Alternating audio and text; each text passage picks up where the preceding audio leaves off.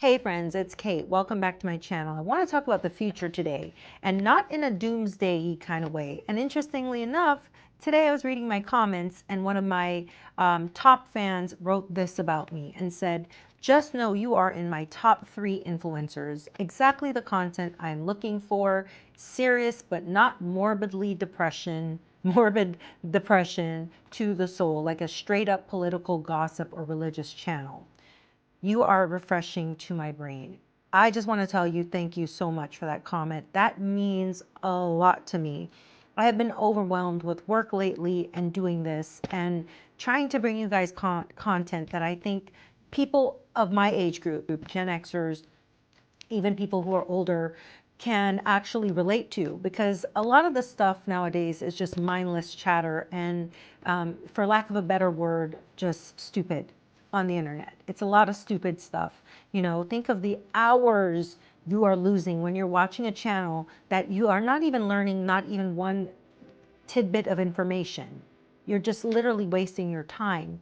Time is something you can't get back. I've been starting to drink coconut water again. Drinking coconut water is good for your hydration. I get dark circles under the eyes a lot, and I haven't been sleeping a lot lately. So could just be the anxiety of the state of the world. And that's why I wanted to make this video today for you guys, because I think we all kind of want to know what the future holds for us. We want to know what we're going to have to do or think of doing in the future in order to survive. Because the truth is the world is changing fast. AI, global politics, money, even the way we do business, it's not slowing down. So let's get into some real practical tips for building a future-proof business and life. First of all, the basics is don't put all your eggs in one basket. I think we've all heard that. We've grown up hearing that, right? If the last few years taught us anything, it's the platforms and algorithms can flip overnight. Your favorite app could tank, your ads could stop working, or the rules could change. So you need to diversify your brand. Build more than one income stream. Maybe that's going to be a mix of digital products, consulting, brand partnerships, or something totally offline like real estate or a side hustle that you can touch with your hands. Now, I knew a guy that was a pilot, and he had his real estate license on the side. And while we're on this topic of thinking big, remember this, the internet made us all global, but people still buy local. If you can ground yourself in community while having a reach beyond your zip code, then you are golden. Let's address the issue of robots. The robot in the room, AI. Everyone is scared. Everyone is terrified of AI replacing them. Or they're ignoring it like it's a passing fad, but both are huge mistakes. The truth is AI is here to stay, unfortunately, and the danger is letting it think for you. If you just copy paste AI at work all day, every day, you will drown in a sea of sameness. But if you use AI to clear the boring stuff, emails, drafts, research, now you have freed up your energy to do what only humans can do, which is to create, connect, and inspire. Think about it. AI can spit out 10 versions of an Instagram caption, but it can't replicate your story. It can't replicate your humor or your quirks or your lived experience. That's where the power lies with this. So don't fight it, don't worship it, and just make it work for you. Now, here's a big one, and this is probably something I need to work on for myself. Owning your own digital real estate. This is social media is something people have been using now, what, for probably 20 years?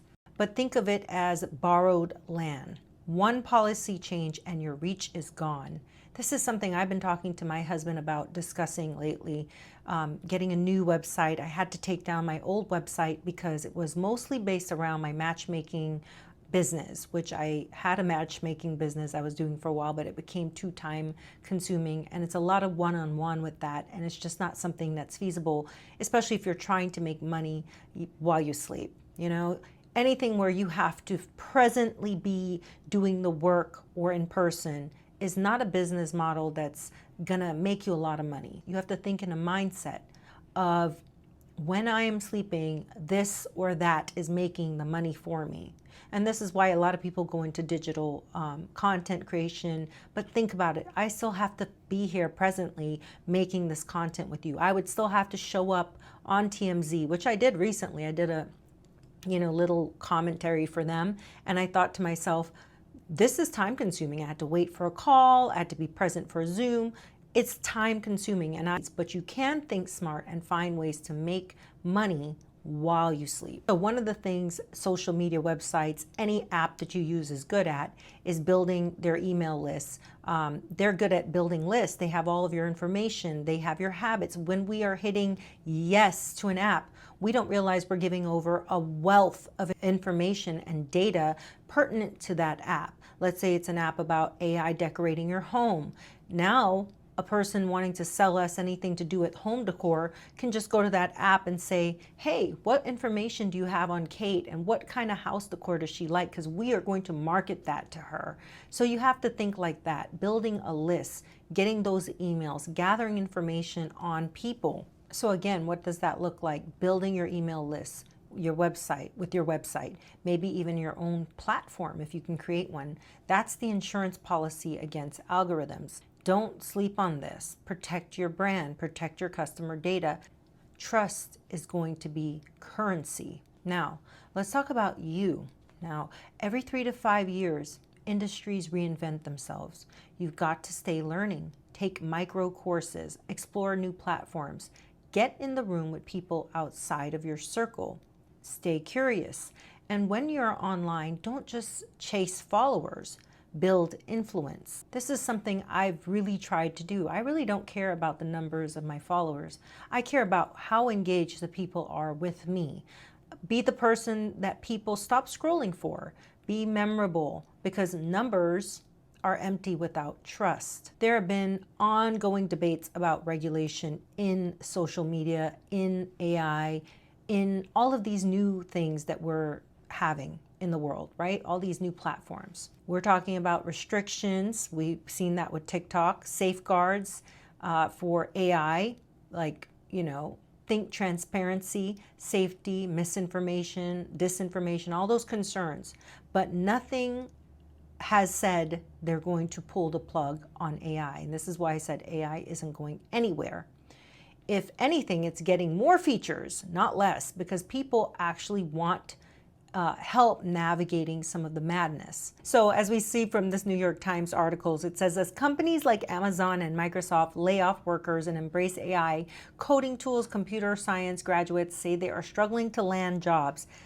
The rhetoric was, if you just learn to code, work hard, and get computer science degree, you can get 6 figures for your starting salary. I have a cousin that's a recruiter, and she works for a Fortune 500 company, and she said that Docker's Kubernetes, I believe is the name of it. She said, if you have that, you're good as gold. I actually had a friend that was actually one of the, well, I don't know what programs he actually was programming for, but it was one of these rare ones that were like, not just Red Hat certified, but many other certifications that landed him in he could demand basically what he wanted to get paid. And they would actually negotiate this with this person. And I was like, you got to be freaking kidding me. So I guess if you're somebody at the top echelon of this type of work, you can demand the kind of pay you want. And Greg Mushail, I can't say this last name, Mushail, as someone that's written over 2 million lines of code over the last half century, sure, absolutely true, 99% of what people need a computer for, code has already been written to do such. Why write it again? But even retired, I have more requests to write code for very new applications that haven't been visited. As far as I can tell, programming innovation really peaked by the early 1980s. The same article, the thing about AI is it relies on human data to function. I've said this over and over. AI needs us. We are training our own replacement, but humans don't necessarily need it. As I study IT, I've noticed that AI often makes mistakes by providing outdated information. It's accurate about 80% of the time, but without regular human updates, it can push out falsehoods or false or obsolete data, even in coding. AI can write code, but it can't truly debug or correct inaccuracies unless a human updates or guides it. In the end, it can only produce what it's been programmed to say or do. Here's another one. It says every job hits a saturation point. Facts. Another one. And add robots to the mix and no humans will be needed at Chipotle. But who will be the customer? How will they make money to buy Chipotle's burrito bowl? I think a lot of people are fearful of the fact if you have a robot doing everything, what is there left for humans to do? You know, another one says, doesn't prompting become the top job? I've mentioned this in a video as well. Yes, prompting is important. I don't think it's going to land you a six-figure job. I think that prompting is helpful for whatever business you're trying to do. Another one is, this will change just as soon as you elect a member of Congress with an AI robot. Guess what? It doesn't matter. It's already here. We're not going back. Another one says, Tariq Young says, AI will never be able to replace the power of the human touch. My fear is that perhaps we have quickly embraced a technology that we do not yet fully understand. I see most of the job disruption in things like call centers, you know, customer service type jobs, customer service scripts, and clickbait farms, and a lot of misinformation. Yeah, the new creative expression is using AI and not, you know, giving credit to the people who are actually modeling, photographers, these type of people. It is unfair because these people are saying, hey, we're not being able to work. If you follow J. Crew at all, you've probably seen this image floating around these past couple days. So this image, along with a couple others, are generated by AI. AI is coming for our jobs, AI is coming for our jobs. But in the fashion advertising industry community, this is prime example that it kind of is. I know you could just say, Angel, it's one set of images, it's just one photo shoot, it's not that big of a deal. But it is. I would say probably 90 to 95% of us in fashion advertising and beauty are freelance artists. That means that we do not work with a brand full-time. There are brands that we work with regularly, but anything like that. So work is truly on a project by project basis. Now, if one of these projects goes to AI, then that is money being taken out of the whole team's pocket. So people using AI to do actual, like what I'm doing, a talking head video, you know, AI being powerful enough to be used for scams, big time scams, people calling and pretending to be your children, deep fakes, propaganda, and not everyone uses tech ethically. Shocker.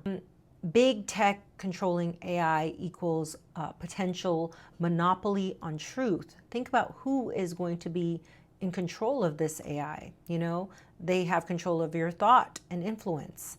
That spooks people.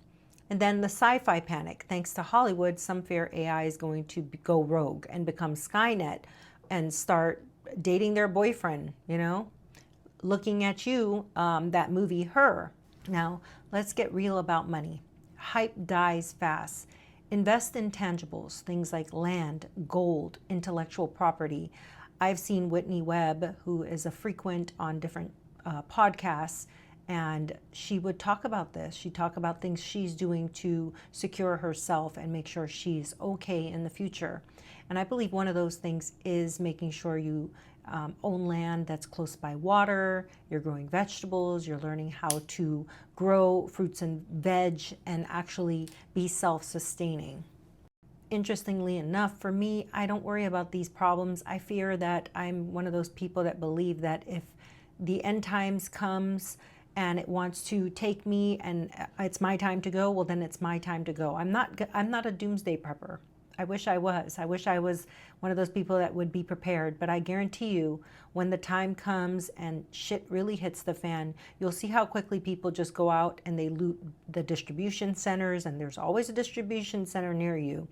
The Walmarts, the Targets, everything will be looted, and you will see how quickly people start relying on their neighbors, the people that they once hurried up and closed their garage door so they can avoid. You'll see how quickly those people rely on their neighborhood in order to survive. Think of every natural disaster in the world. People rely on one another when times get tough. I don't think preparing for things is going to really help you unless you're well packing, I will say, packing heavy equipment and artillery to protect yourself. And there's always going to be somebody bigger and badder coming in to try to steal your loot. Here's another thing to protect yourself in the future. Always think generational. Build something that lasts, something that you can hand down, or that can outlive you. That's real legacy, and that's what billionaires do. That's what rich people do. They build legacies. How do you think they continue to stay rich? So here's the bottom line. The next 10 years aren't about being maybe the smartest person in the room or one of the most tech-savvy persons in the room. It's actually more so about independence, adaptability, and ownership. Use AI, but don't let it use you. Diversify, build trust, protect your space, and play the long game. We're not just trying to survive, we're trying to thrive. All right, friends, tell me in the comments, what do you think the biggest challenge will be for business in the next decade? I want to hear your thoughts. Don't forget to hit that like and subscribe button.